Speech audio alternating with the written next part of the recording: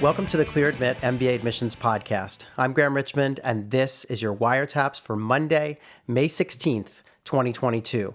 I'm joined by Alex Brown from Cornwall, England. Alex, how are things going? Very good. Thank you, Graham. So, this is the 149th episode of WireTaps. We've actually done, over 200 podcast episodes, but in terms of WireTaps, we're at 149, which is astonishing. And I actually did a little bit of math as I was getting ready for the show today. And I realized that we have profiled nearly 450 candidates from, whether it's been for ApplyWire entries where we're talking about admission strategy, or in some cases DecisionWire entries where we're trying to help people figure out where to go. So it's, just crazy to think that we've touched on that many real candidates over the course of these episodes. Your math is pretty good, Graham. You can multiply 149 by 3. Yes. But I would also say, right at the very beginning, if you remember, I think we tried to profile 4 candidates. I don't know. It was not I don't good. know how many episodes that was for, but we might have hit that 450, is my point. You're right. Yeah, very possibly. Yeah. And I don't think we've ever done 2. So it's, I know we started with 4 and then realized we just had too much to say about everybody. So cut it back. But in any event, I did want to say, speaking of, 149 episodes of WireTaps and all the work we do, I wanted to ask people to show us a little bit of love. And believe it or not, I'm not going to ask for you to review the podcast or rate the podcast this week, even though we always do ask for that. But we have this new thing that we've put up on the website that allows you to just review Clear Admit and your experience with the Clear Admit community. And so I would love for anyone who loves the show or loves our site to come on over to the website. We have a special URL, just bit.ly/Clear Admit reviews, all one word, all lowercase. And if you go there, you'll see you get to, give us a star rating and then write a little short review. Really important for us. We're just trying to gather feedback and share, kind of people's experiences. And you don't have to, you leave your first name only. It's not going to be attached to your identity or anything. But yeah, come on over and leave us a review. That would really make our day. And we did send an email out about this, and we'll put it up on the site too. But then, Alex, I got to say, this was an idea that you had.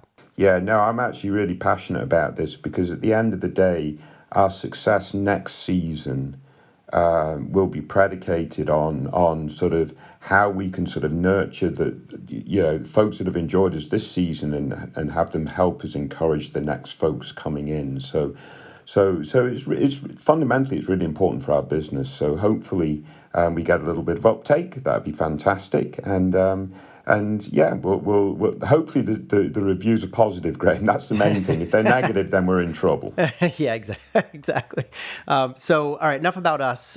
Let's talk business school, right? So I know Wharton did their decisions over the last week or so for round 3. And then there were a lot of people who had been waitlisted at Wharton. And this is true at all schools. But Wharton said, we're going to give you another notification on July 29th. That's kind of the next notification point.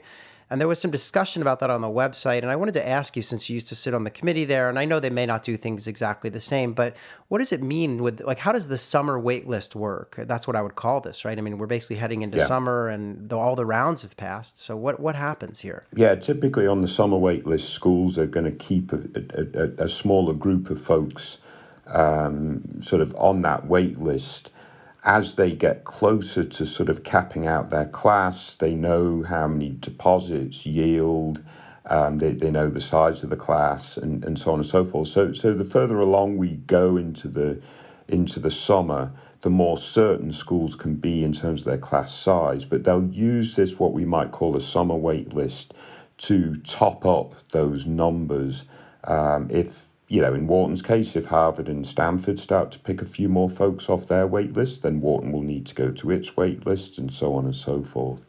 The summer wait list is generally going to be smaller, and it's generally going to be made up with folks that they believe can make quick decisions to attend if provided that opportunity. So if you're on that summer wait list, that's one of the signals that you need to send, that you are absolutely thrilled at the opportunity to potentially attend Wharton, even if at the last minute. Yeah. The other thing I saw, Graham, is last week there were a lot of other folks getting off wait lists at a variety of schools. And we've talked about this, I think, in the last several podcasts.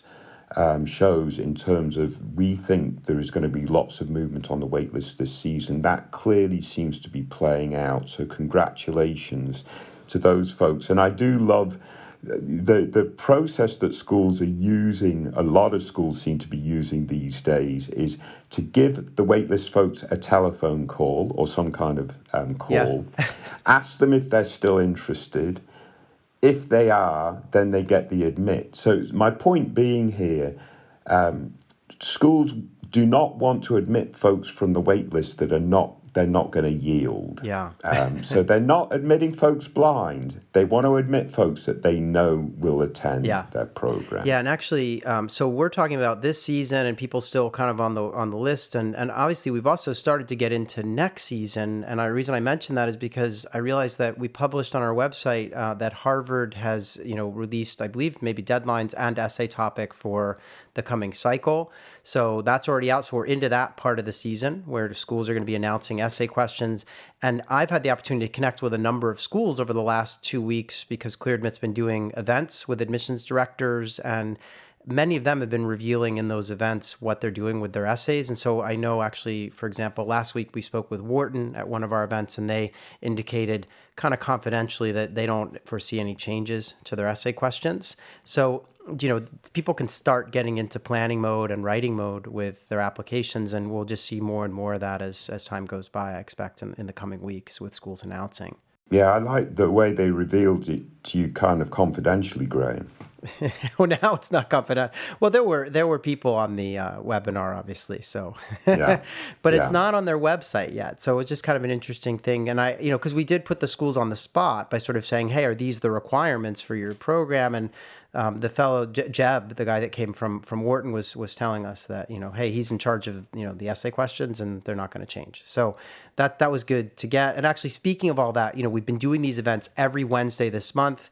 Last week, as I said, we had Wharton, we had Duke, UT Austin, Cornell, and Carnegie Mellon. A lot of fun asking them questions about their application process. And this week, we've got Columbia, Dartmouth, Chicago Booth, and UVA Darden. And those schools are joining us this Wednesday at 12 p.m. Eastern. And you can sign up on our website or just go to tinyurl.com/ClearAdmit events. So yeah, these are fun, and we had a ton of people last week, so I'm hoping we get the same this week. And you're getting good feedback, I hear. Yeah, so much so that somebody on the team accused me of inviting my friends to these events because we got some reviews that came in, unsolicited reviews that were sent via email to us saying how great the events were. And I do not know the individuals that sent those in, but had a lot of fun hosting the event. So over on the website, we've been doing more Real Humans. And again, the point of the Real Humans alumni series is just to give our audience a taste of like what happens to people after business school, and even a couple years out in some cases, right? So we had a woman named Ruchi Nanda, who's a Columbia MBA. She graduated back in 2019. So this is, like pre-COVID that she graduated, and she's at Microsoft. And, I guess her role is, and I'm hoping you could explain this to me, Alex, because her role is U.S. Capital Markets Senior Industry Advisor. So what do you think that job is at Microsoft? So she's working in finance for them, I guess. I guess you're about as smart about this as I am, but it sounds like a finance role in tech. Yeah, so I think she's probably, my guess is that she's keeping an eye on the way that the markets are moving and helping them maybe with some of their investment decisions, or it's just hard to know. I mean, obviously, if you read the article, there's a little bit more detail, but she did come from a kind of risk advisory background.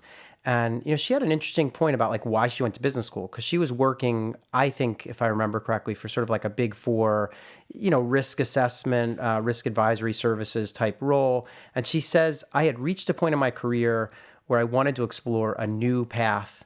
I'd always been an incorrigible pop culture addict, and at that time I was living in New York, and my commute included walks through Times Square, and I saw firsthand how pop culture and technology has this profound impact on people. By attending business school, I was seeking to take this passion to the next level. So she basically pivoted out of, Big Four consulting to go work for arguably a company that is embedded in our culture now, Microsoft, right? So just interesting what sort of drives people and the sort of shifts that they make with their careers. And I'm waiting to hear what they're going to change their name to. And why? Oh, the Microsoft, yes, because of Meta Yes. and Alphabet. We will see. The other real human that I wanted to share is a woman named Chi Esignolo, and I don't know if I'm pronouncing that right, so I apologize in advance. But she did a Kellogg 1-year MBA and graduated in 2021 and is a senior product manager at Amazon. She originally is from Lagos, Nigeria.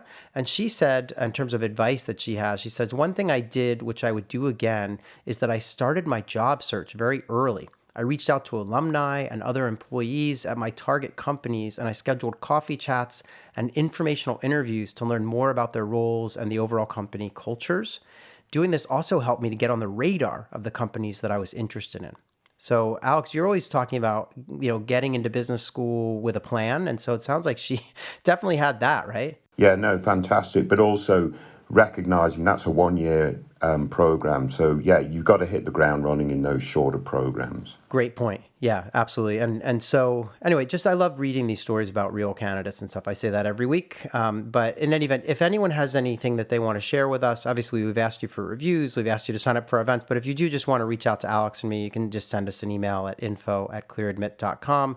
Use the subject wiretaps, and we really do respond. I think everyone always thinks that we're bluffing there, but I spend time writing back to people when they write us. So send us a note if there's anything you want to ask, or if you even just want to tell us what it is that you like doing while listening to the show. Speaking of which, Alex, I think we should move on and get into the wiretaps portion because we have a candidate who does something interesting while listening, right? Yeah, no doubt. But we do have one more thing to cover, Graham. You've gone a little bit quickly through the various things in terms of what's on deck for this upcoming week. Yes. Anderson, Yale will be releasing their round 3 decisions. IS is scheduled to release its interview invites for round 4. Great. Okay. Yeah, totally forgot about that. Thanks for keeping us posted and on track with that. All right. So let's get started, though, and move into the wiretaps portion. This is wiretaps candidate number 1. So this is an ApplyWire entry that we received from a woman in London who wants to start school in the fall of 23. She has Berkeley, Duke, Harvard, MIT, Kellogg, Stanford, and Wharton on her target list. She's been working in asset management in a kind of business development and sales type role for several years, 6 actually in total. And she wants to stay in asset management, maybe hedge funds and stuff after business school. Her GPA from undergrad was a 3.3. She studied humanities at what she refers to as a top 5 UK university. And then she did go off and do a master's in finance from another UK institution where she has a 3.8 GPA. And she also indicates that she worked while completing both of those degrees. So hard worker, and she's got some outside activities. She did say, and this is what I was referring to earlier, that she loves the podcast. And she says, I've been an avid listener on the Tube for a while now. I particularly enjoyed your discussion of London pubs. So there you go, Alex. So there's a listener on the Tube. At first I was thinking, is she like watching this on YouTube? And then I realized, no, she's in London and the Tube is the subway. So I was a little confused there for a second. But what do you make of this candidate, Alex? I don't even remember talking about London pubs, so I think that's fantastic. It's just when we're getting together in London, we talked about how we wanted to go to the pub, but then we ended up working too much. Oh, right. Very good, very good. Yeah, no, absolutely fantastic. Well, what do I think of this candidate? There's some real good potential here. They've still got to take the GMAT, and, they say, they're dreaming big, targeting around 740, but, 740 would be terrific. I mean, if it's in the 700s, I think we're in great shape here. Mm-hmm. Their undergrad GPA might be, a little bit sort of lower, but again, you're sort of converting from the UK scale to US. I'm assuming that they got a 2-1, which or just behind a first or something like that. And obviously from a very good school, top 5 school, which means it's probably ranked 5th, otherwise it'd be a top 4 school. Um, but So but then got the 3.8 at the finance degree. So clearly they're showing some smarts here. That's very good. I like the fact that they work during their degrees. I mean, I'm not necessarily saying I like that fact, but the reason why they worked, are they a bootstrapper? Did they sort of, basically their only opportunity to go to school was to then work simultaneously? If that's the case, that's a real sort of positive there. If they're a bootstrapper, striver type candidate, very good.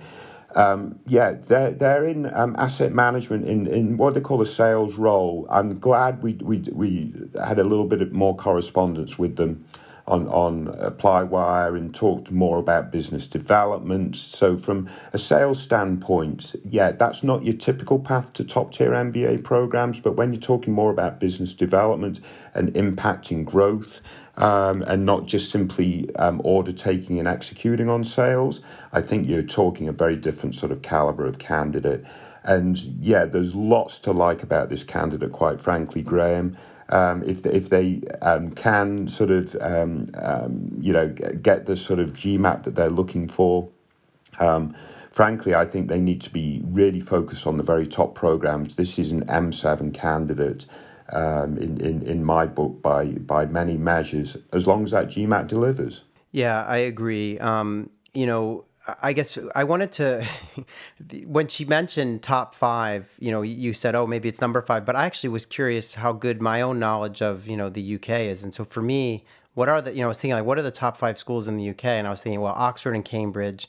And then I wanted to ask you, but I was going to say Imperial, LSE, and maybe King's. Is that what you would say, or am I forgetting one? No, I think that's possible. Yeah. So, I just make it a little flippant comment. You say you went to the best school if you went to number one. You say you top three, right. you went to the third best. If you say you went to a Right. top 50, then it's probably in that 40 to 50, right? So we just Yeah. kind of understand the language of that. But there's no doubt this person has a very solid to very good academic profile. Yeah. The fact that they had to work or they chose to work, I don't know which is the case, Right. That would be good to know. during their academics is important also. They're also, strong extracurriculars. I really like that. I think there's a lot to like. Their profile, Graham, just if you talk about the importance of getting diversity in the classroom, and we know why diversity is important, it really increases the conversation, the depth of the conversation, and so on and so forth. So we're talking about a female candidate from Europe. That type of profile is underrepresented in top schools in the United States. Right. I can tell you the top schools will line up for this candidate as long as the GMAT comes in, within spitting distance of Right. the average. That's what I Yes. would say. I think, so no pressure. Like I think she should do fine on the GMAT and get it done. She did have one question before we move on that I wanted to get to, which is she talks about how she does a lot of different extracurricular activities, right? She says she does some mentoring, sports. She's even had several, sports leadership positions. And she says she continues to compete in two niche sports. One is a solo sport and one is team-based. She also involved with some charities. She sits on the board of one of them.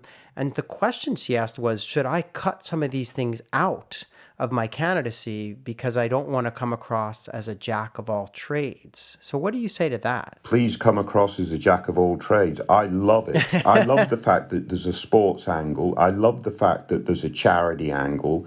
They've got compassion. They want to contribute. They want to make the world a little bit better.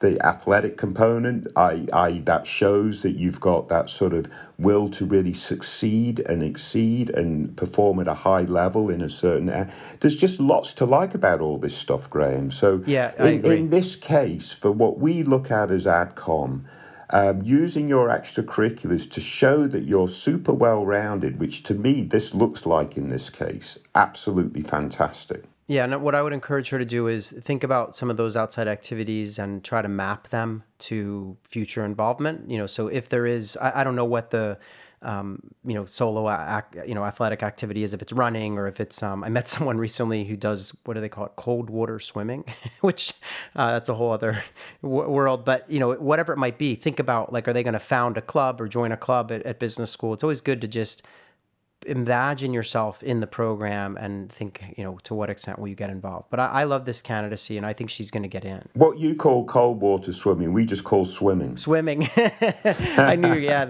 well. But the other thing, I mean, and this candidate, I think they also express that they play 3 instruments. I mean, obviously music. I mean, it's ridiculous. Yes, absolutely fantastic. There's a lot going on. Yeah. You say that you guys just call it swimming, although I went north in France recently to, the kind of across the channel from, probably from, I don't know, Brighton or something, right? So near Calais and all that. And the water's like ice cold there too, and even in the summer it's not terribly warm. So swimming in like Normandy and stuff is not always pleasant either. I have swum in the sea above the Arctic Circle. Oh, there you go. Wow. With a wetsuit? No. And you lived to tell the tale. I took 4 strokes and ran straight back out. Excellent. All right. So thanks to that candidate for sharing her story with us. Let's move on. We have another candidate. So this is WireTaps candidate number 2. So this is an ApplyWire entry. It's from a candidate who has just 3 schools on the target list, and they are Harvard, London Business School, and Oxford Said. They want to start school next fall. They used to work as a lawyer, so they're trained as a lawyer, but then pivoted into consulting and would like to sort of stay in that domain post-MBA, although it sounds like they want to accelerate their career, and they're targeting some of the best in Bain, BCG, and McKinsey. GMAT score is a 760, GPA a 3.31, and they've got 3.5 years of work experience. They're located in Sydney, Australia, although the candidate did share, and this is a she said that she is originally from New Zealand. And she's mentioned she's done this career switch from law to consulting, but wants the MBA to really help progress as a consulting lateral hire. So I don't know exactly what she means by that, but I'm guessing maybe move over to maybe a better firm. I don't know what she means by that. Do you have a sense, Alex?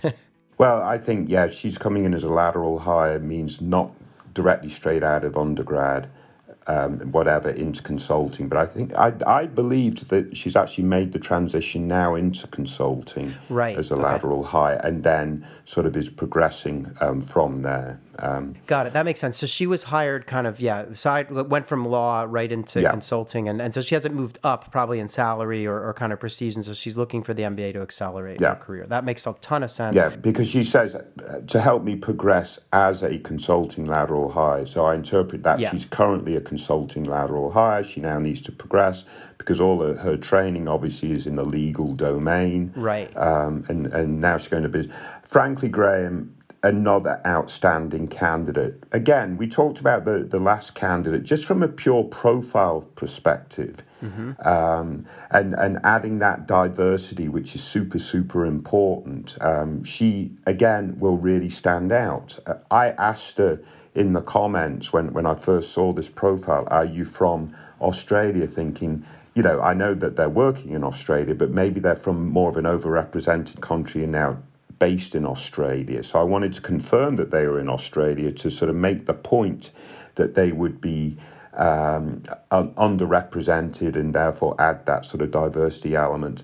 And then she responded and says, no, I'm from New Zealand. And I think that just puts it on steroids. I mean, how many folks from New Zealand, female lawyers, that are now in consulting are applying to top-tier business schools around the world? You could probably count them on one hand. Yeah, I think we had one person from New Zealand in my class at Wharton. Yeah, it's an underrepresented country. Yeah. She said she's a Caucasian female, and I wanted to add, Alex, that she did mention that, she would like to work, I didn't mention this, but so she, wants to work in consulting, which she's doing now, and accelerate that career. But she said in the long term, she wants to be head of strategy at a fintech or a bank. Yeah. So I want to just mention that because I want you to weigh in on that as well. And she had some questions about her GPA and it being a little bit lower at a 3.3. So I just wanted to put all that information out there. But what else do you have to say about her based on that? Well, she's got a 760 GMAT, which is ridiculous, right? So maybe the GPA is a little lower, but there's no doubt that she's got the chops. And if she's already made that transfer into consulting, sort of moving, there's just a lot to like. And even outside of work, she's doing volunteer work in sort of social enterprise. sort of almost looking at sort of financial education for disadvantaged women. So that checks a lot of positive marks also, but also it sort of shows her interest and passion leading towards fintech, which again is another positive. So stuff that she's doing outside of work sort of helps sort of, reinforce the overall narrative and the story. Lot to like here, Graham. Yeah. Yeah, it's killing me to read. She's a runner, and she says, she ran at the national level during university, and now she runs, more socially Yeah. and stuff. But it's killing me because I cannot run right now. I have 2 torn ligaments in my ankle, and I'm really bummed Well, you're getting about old, it. So Graham. You're not as I old know. as me, but we're not quite as young as these folks. I know. Yeah, I guess the doctor says I'm allowed back out there over the summer at some point, Yeah. but it's killing me Yeah. to not be, especially with this beautiful weather. But in any event, the one thing I wanted to say about her is that I love this candidacy. Like, I think it's a home run. But I wanted to ask you. She says, in the long run, so we're envisioning her as head of strategy at a fintech or a bank or something, which for a lawyer is a little bit of a leap, right? So she's going to have to really hone those kind of finance chops and stuff in school. Yeah. But I think she says that she would like to stay wherever she studies for a few years. So, Yeah. meaning, remember, her schools were Harvard, LBS, and Oxford. So either stay in the US or the UK for a few years, but she would want to end up back in Australia or New Zealand in the long run. And so I put to you this question, which is, what do you think of the school selection? Because I'm not 100% sold on the school selection at all. Yeah. No, I think this is a very, very good question. I like the fact that at this stage she has a US school-based school and Euro-based schools on her list. Sure. Because you could make a viable argument that she could thrive in London or in Europe, and she could thrive in various parts of the States for that 2 or 3 or 4, whatever period, and then bring that experience back to her home base. I think that makes perfect sense. I do think her US schools needs to be a bit broader. Yeah. And when I say broader, I'm not necessarily saying drop down the level of target schools, although if you've only got Harvard, it's almost like you have to drop down. But certainly include Stanford, certainly include Wharton, and maybe one other from the US. And yeah, I love the idea of LBS. Maybe 1 or 2 others, but yeah, I think rounding out some of these US schools would be a smart thing to do. Yeah, so here's my point of view on this, and it's that I like the schools that are on her list. Harvard, LBS, and Oxford can't go wrong, and I recognize the power that Oxford might have as sort of with a global career because of the brand of the main sort of undergraduate institution, and just the university overall, right? So even if they may not have quite the name in the MBA space, it's obviously a household name kind of for other reasons. London Business School, perfect match. I mean, it's in London, great place to get involved with fintech and finance, and so no issue there. My thing though was I was thinking about, wow, if I want to be able to work in the US or Europe and then go back to New Zealand or Australia, I was just thinking about, well, what schools have the sort of network and power to place you wherever and where you can really tap into something. And I will say that, and also I was thinking about finance, so I have to say, and I know I'm a homer because I went there, but I mean, Wharton is a school that comes to mind immediately. They still have always had a really good connection to both Australia and New Zealand, and particularly Australia, where I mean I can have lots of friends who went to Wharton who are in Sydney now, and so there's a big network. The alumni clubs are active in these markets, and so it just occurred to me, like, you need a school that's big with a global footprint, ideally with some really good finance coursework that she could take, and so that's where I was kind of going with it. That Right. I would like to see another U.S. school on the list, and for me, it would be Wharton, actually, probably before Stanford, given her goals and her kind of international career nature. But maybe there's a lot of fintech stuff happening in Silicon Valley that she wants to dive into. I don't know. It's not an Yeah. area that I'm as familiar with. So, but yeah, I would see another school or 2 on the list, definitely. I completely agree with you. I just think Stanford needs to be considered. In Yeah. terms of Wharton, yeah. I mean, I did admissions events in Sydney. In Melbourne, I was pretty smart about that, Graham. I did the Melbourne event right after the Melbourne Cup because I wanted to go watch that horse race. But Subsequent to that, I actually went over to New Zealand as part of this particular tour, and I did admissions events in Auckland and in Wellington. I think I was the first. I know I was the first from Wharton to do such events. Might have been the first from top business schools around the world to do such events, and I don't know if they're still being undertaken in New Zealand, but I had a fantastic experience over there. Yeah. So I just wanted to throw that out there. You're exactly right. Wharton's footprint around the world, and also, here's someone with lots of legal training. Well, yeah, actually, they did. No, they got legal training. I was confusing with our previous candidate. They're making this career pivot. Maybe they want to go to a school like Wharton because they'll do a deep dive into the academics. Right. The faculty resources there are going to be second to none. So yeah, no, very good point. Yeah, that was exactly where I was going. It's like if I wanted to learn finance and strategy and get kind of quantitative about things, I would, want to go to Wharton, I think, for this, especially if I was a lawyer. I mean, you just want to hit hard on those areas that you need to develop. So in any event. Are you pro-lawyer going into MBA? Yeah, I'm fine with it. I mean, I will say schools, Yeah. We said we're going to talk about this, and I guess we've got to move things along a little bit. But I was going to say earlier that, there are some stereotypes with lawyers applying to business school that admissions officers look out for, and those are, do they have the quantitative chops? I'm hoping that, her GMAT score settles that score, right? She's got, 760, so presumably the quantitative section was fine. So yeah, there's that fear about, can lawyers do math? And then the other fear is, will lawyers just talk too much, or, are they going to get along well in the classroom? Or are they going to kind of just talk to hear themselves speak or something? So there's always that stereotype as well. But as long as she can kind of navigate those still, she should be fine. Yeah, and that Graham, this person belongs in a top program. There's no doubt in my mind. In fact, our first two candidates, absolutely outstanding. Yeah, it'll be interesting to see where they land. Hopefully, they'll keep us posted. Let's move on, though. I want to thank that person for her post, and let's move on and talk about WireTaps candidate number 3. So this is another ApplyWire entry, and it comes from a candidate who also wants to start in the fall of 23. This is a military candidate who's looking to pivot into technology. The schools on the target list are Berkeley, Harvard, MIT, Stanford, Wharton, and UT Austin McCombs. GRE score is a 332, GPA 3.69, and 7 years of work experience. They note that they are an Army pilot with an engineering undergrad, and they would love to move into tech, product management.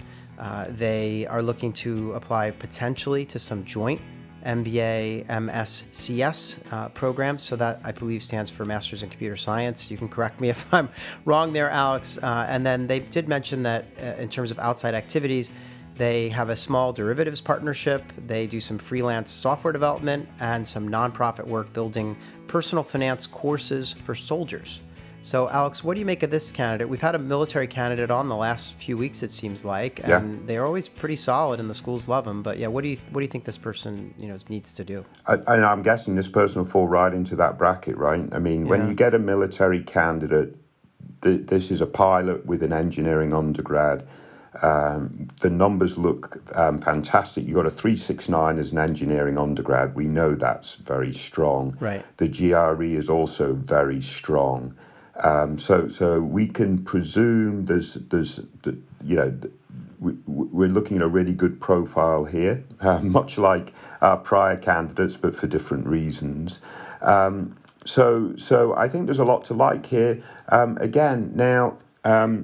The question becomes, and we talked about this a little bit before we came on air, their school selection has been driven by potentially looking at a couple of joint MBA, MS computer science programs. Yeah. And that they're targeting wanting to get into tech product management. So my understanding, Graham, is transitioning into tech product management is going to be quite difficult for those without an engineering undergraduate degree. This person has an engineering undergraduate degree. So presumably they sort of check that box.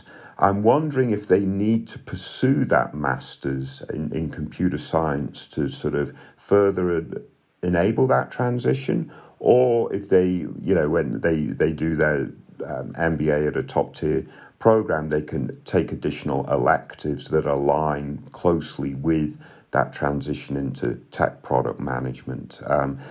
I think you have a point of view on that. Yeah, I mean, my view is that obviously, if just from a pure education standpoint, kind of passion project, they're desperate to learn about computer science and just would feel fulfilled in doing that, then by all means, go ahead, right? But in terms of if you're just asking me, do they need the dual degree to have success in their future career?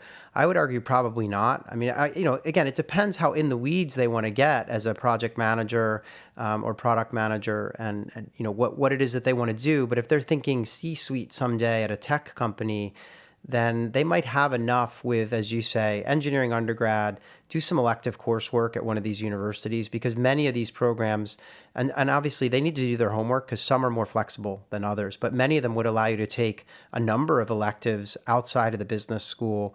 They could be in computer science or whatever you want at a university. Now, some schools are more strict than others, so I think you have more flexibility depending on which institution you attend. But imagine they're at MIT and they take a handful of courses over in the computer science department.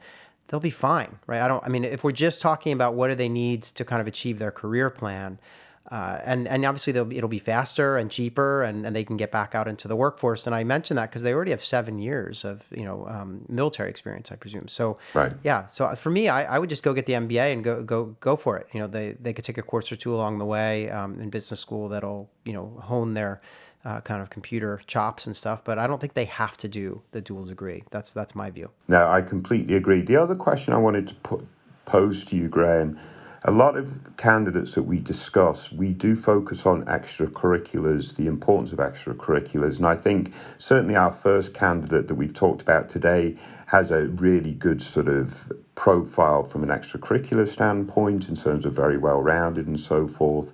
And that. But this candidate, maybe not quite as sort of well developed, small derivatives, partnership, freelance software development. It's sort of quite sort of focused on work type stuff. Yeah. A non-profit and doing some non-profit work building personal finance courses for soldiers, which I actually really like that last little piece.